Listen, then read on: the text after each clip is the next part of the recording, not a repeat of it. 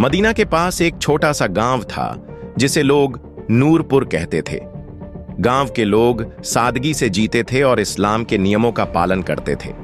मगर नूरपुर के पास एक पुरानी खंडहर मस्जिद थी जिसे अल खुफिया मस्जिद कहा जाता था। गांव के बड़े बूढ़े कहते थे कि मस्जिद में रात के वक्त कुछ अजीब घटनाएं होती हैं। कोई कहता कि वहां से अजीब रोशनी निकलती है तो कोई कहता कि वहां किसी की आवाजें सुनाई देती हैं, मगर कोई भी वहां जाने की हिम्मत नहीं करता था। एक दिन गांव के एक नौजवान हारिस ने मस्जिद के रहस्य को सुलझाने का फैसला किया। हारिस बहादुर था और अल्लाह पर पूरा यकीन रखता था। उसने सोचा, अगर यह सच है कि मस्जिद में कुछ अनहोनी होती है तो मैं अल्लाह का नाम लेकर इसे देखूंगा। पहली रात हारिस ने ईशा की नमाज पढ़ी और मस्जिद की ओर चल पड़ा। आसमान पर चांदनी छाई हुई थी, लेकिन मस्जिद के पास पहुंचते ही अंधेरा गहरा हो गया। वहां एक सन्नाटा था जिसे केवल झींगुरों की आवाज तोड़ रही थी। हारिस ने मस्जिद का टूटा हुआ दरवाजा खोला। भीतर घुप अंधेरा था, मगर उसकी चिराग की रोशनी ने मस्जिद की दरारों और टूटी हुई दीवारों को दिखा दिया। जैसे ही उसने कदम रखा, उसे ऐसा लगा जैसे किसी ने उसका नाम पुकारा हो। हारिस रुक गया और चारों तरफ देखा, मगर वहां कोई नहीं था। उसने खुद को दिलासा दिया, शायद ये मेरा भ्रम है। उसने मस्जिद के एक कोने में चिराग रखा और कुरान की तिलावत करने लगा। तभी उसे अचानक हवा का झोंका महसूस हुआ। उसने देखा कि चिराग की लौ तेजी से हिलने लगी। हारिस ने दिल में आयतुल कुर्सी पढ़ी और तिलावत जारी रखी। रात लंबी लग रही थी। तिलावत के बाद हारिस ने मस्जिद के फर्श पर बैठकर दुआ मांगी। तभी उसे मस्जिद की दीवारों पर हल्की हल्की रोशनी तैरती हुई नजर आई। वह रोशनी किसी इंसानी आकृति का रूप लेती हुई लग रही थी। हारिस ने उसे गौर से देखा, लेकिन वह आकृति कुछ देर बाद गायब हो गई। हारिस ने महसूस किया कि यह कुछ अलौकिक था, मगर उसने अपनी हिम्मत नहीं खोई। दूसरी रात पहली रात हारिस सुरक्षित वापस लौट आया, लेकिन उसका दिल अब और भी उत्सुक था। अगली रात वह फिर मस्जिद गया। इस बार उसने तय किया कि वह मस्जिद के हर कोने को देखेगा।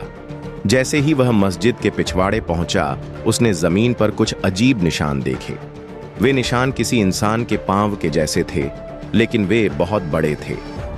हारिस ने दिल ही दिल में दुआ की और उन निशानों का पीछा करने लगा। निशान मस्जिद के अंदर एक पुराने तहखाने की ओर ले जा रहे थे।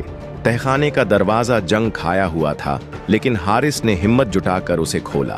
तहखाने में उतरते ही उसे ठंडक का एहसास हुआ। नीचे एक छोटा सा कमरा था जिसमें एक पुराना लकड़ी का संदूक रखा हुआ था।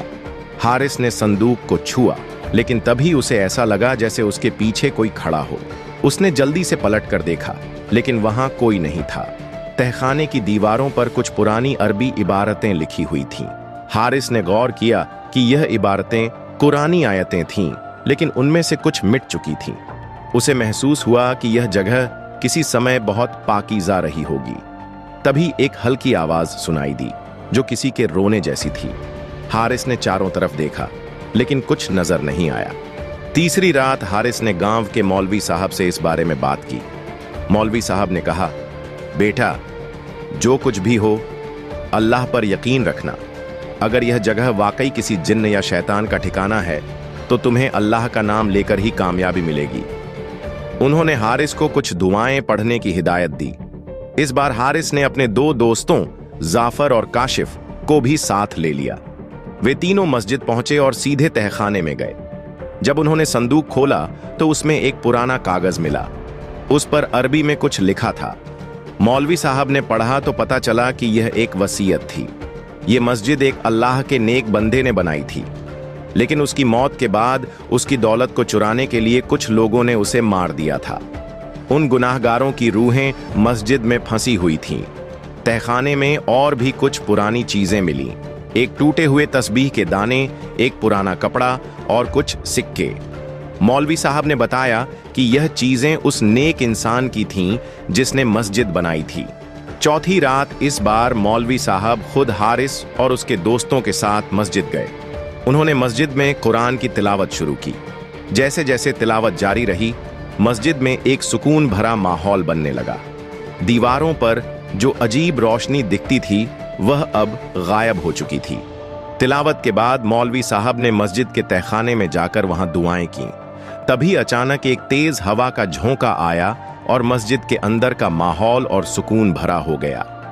मौलवी साहब ने कहा, अल्लाह की रहमत से यह जगह पूरी तरह पाक हो चुकी है।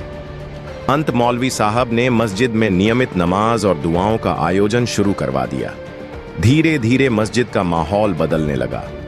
वह डरावनी जगह अब रूहानी सुकून का ठिकाना बन गई। हारिस और उसके दोस्तों ने साबित कर दिया कि अल्लाह के नाम से बड़ा कोई नहीं। नूरपुर के लोगों ने मस्जिद को फिर से आबाद किया और वह एक बार फिर गांव की शान बन गई।